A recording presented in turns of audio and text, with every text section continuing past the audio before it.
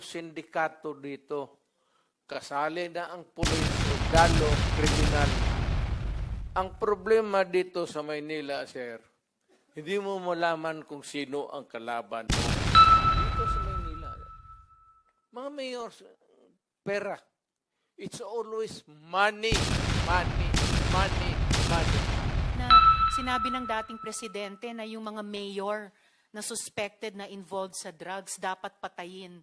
That is not an acceptable statement ng isang naging presidente tungkol May mga mayor na nasa droga rin. Na yumaman dahil sa droga. Kaya pero ito ngayon, sir, maraming mayor na pumapasok sa droga to fund the next election to stay in power. I just noticed yung pong sinabi niyo po kanina, and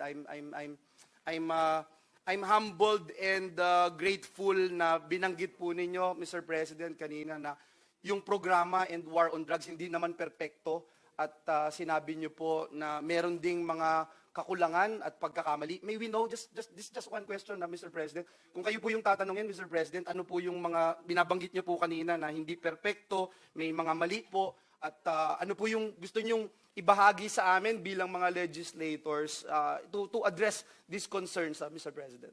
Thank you. Sir, hindi tayo nakulang sa batas. Kumpleto tayo. I've been, once upon a time, also a congressman, prosecutor, fiscal, lahat na. Dinaanan ko na lahat, sir. It is really the determination sa local officials. Alam mo kasi ang droga is a very dangerous. Kaya as we are talking now, hindi perpekto itong ating bayan. May mga mayor na nasa droga rin, na yumaman dahil sa droga. Nakikita mo naman yan eh. Mag-mayor.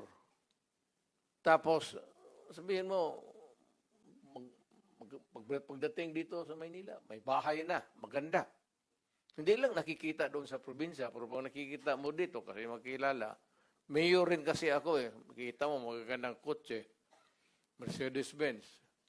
Hindi nga ako nakahawak ng kotse na yan. Makikita mo, maraming, sir, may problema tayo sa droga. Alam mo kasi ang droga, pera. Madali, kaya pumasok lahat, pati pulis. Lahat, it permits the entire fabric of our society. We are talking here of extrajudicial killing, but there is more to it than you look beyond. Kasi it's not really in the killing. Madali yan, sir. Madaling isulbad. Only sabihin lang ng presidente na sa mayor. Mayor, lahat kayo. Tawagin mo mayor. Ginawa ko yan. Tawagin ko. Tapos mag-isang order. Tawagin ko sa Malacanang noon. Kinulong ko. Tapos magsabi ako, ganito ang gusto ko. Kaya pero ito ngayon, sir, maraming mayor na pumapasok sa droga. Kasi nga, pera. Kailangan nila ng pera para maganda yung buhay, para sa kanya, pati mga anak, pati looking forward to fund the next election to stay in power. Ganon ang kultura ng Pilipinas. Hindi lahat. Maraming mayor na matitino. Pero marami dyan pumapasok sa droga or they are on the take for the money. Kaya tignan mo lang, kung hindi doon sa kanilang probinsya, dito mo tignan sa Maynila. Kasi ako mayor, marami akong kilalang mayor. I cannot talk about the governors. Yung mayor lang, kasi may mayor siligman kami. Kung makikita mo lang paglabas ng patatawag kami sa Malacanang, paglabasan niyan, tinitignan ko lang yung mga kotse lang nila. Mercedes-Benz, ano. Hindi naman ako namilit, pero ako, sorry, sir. Thank you, Mr. President. Mr. President, yung binanggit niyo po, no, hindi ho perpekto, may mali, at ang una hong pumapasok sa isip niyo na mali ay yung binanggit niyo po, determination from the LGU side, Mr. President. And when you say determination from the LGU side, sila po ba kasama ho dito yung implementasyon ng nais niyong polisiya para durugin yung pong at i-address at linisin yung mga drug syndicates, Mr. President? Yung binanggit ng ating dating Pangulong Duterte na hindi perpekto, maraming mali, and binanggit po niya yung kamalian na nag-stem from the local government units, at binanggit po ng ating dating Pangulo na pati pulis may pagkakamali din. And I think it happened, ito hong nakita natin noong August 16, 2017, yung kay Kian De Los Santos. Mr. President, I was the one who first called for the investigation and filed the resolution here in the Senate about what happened doon sa Caloocan. And ang nangyari nga po dito, 3 policemen, si Owares, Pereda, and Cruz were found guilty of murder. They are sentenced to reclusion perpetua, imprisonment of up to 40 years. Ganon din po yung nangyari kay Carl and Kulot de Guzman, neighbors from Cainta, Rizal. Ganon din po, no, si former PO1 Jeffrey Perez was convicted by reclusion perpetua. Ito ba, Mr. President, yung binabanggit nyo na involved din minsan yung pulis? Ibig nyo po bang sabihin, yung mga pulis po na minsan gumagawa ng beyond doon sa dapat nilang tungkulin na gawin ay dahil sila rin ay involved sa droga? Correct. Mr. President. Correct. Alam mo kasi, ang pulis, hindi na papatay lang kung baski sino lang diyang sibilyan. Bakit sila maghanap ng sakit ng ulo? Kaya yung mga pulis na nandyan sa, itong mga pulis ngayon kikinig na sa atin, mabutit alam nila. Kayong mga pulis na nasa droga sa sindikato, kayo ang dapat talagang. Kaya, maswerte kaya bigyan pa ako ng pagkakataon maging presidente, uubusin ko talaga kayo. Busit kayo. Thank you, Mr. President. Look, ganito kasi, you know, pag hindi ko kasi ginawa yung ginawa ko sa Davao, isasakripisyo ko yung mga bata at isasakripisyo ko yung mga tao and yung pag-progress ng syudad. If I allow the criminals noon, kidnapping dito, kidnapping doon, druga dito, druga noon, magulo ang syudad. Yun ang sitwasyon. Nung pumasok ako ng mayor, nag-warning ako. At ang nang-warning ko talaga ganito, wag mong gawin yan kasi papatayin kita. So, ang Davao ngayon, maganda na. Tapos naman sila lahat. Napatay naman. Wala naman siguro maragdag. Kung may gusto, sige. Alam mo, it's a matter of yung iyong karakter, iyo yan. Yung karakter ko, akin. Yung views mo sa buhay, iyo yan. Yung views ko sa buhay, yan. Yung political agenda mo, iyo yan. Meron akong political agenda. Kanya-kanya tayong filosofiya pagtingin sa buhay. Kaya, na-timingan mo lang na kung ako ganito ang utak ko, yung masasamang tao, pasensya. But foremost is really, I protect the innocent at saka yung taong bayan. Mr. President. Thank you, Mr. President. Thank you. Mr. President, nabanggit mo kanina na Metro Manila mayors and then siguro mga highly urbanized cities yan. I'm sure in the other places of the country na highly urbanized cities na involved sa droga. when you were president, siyempre yung disciplinary action, pwedeng ma-initiate sa office mo. So, did we use the disciplinary provisions in the local government code to discipline the mayors of the highly Mr. urbanized Mayor? cities under the office of Sir, the president? mahirap, sir. Mahirap talaga, sir, because una, matatakot talaga ang mayor. Especially dito sa Maynila. Puro sindikato dito. Kasali na ang pulis, sundalo, kriminal. Ang problema dito sa Maynila, sir, hindi mo malaman kung sino ang kalaban mo. Baka sabihin mo lang kriminal, sindikato, hindi mo alam pati pulis. Eh, yung mga pulis, alam nila yan. Ito mga pulis nandito, yan yung mga pulis. Alam nila yan. Na may mga tao sila na ganun. Ang problema, hindi nila basta-basta mapaalis. Siguro, isolate nila, i-assign nila ng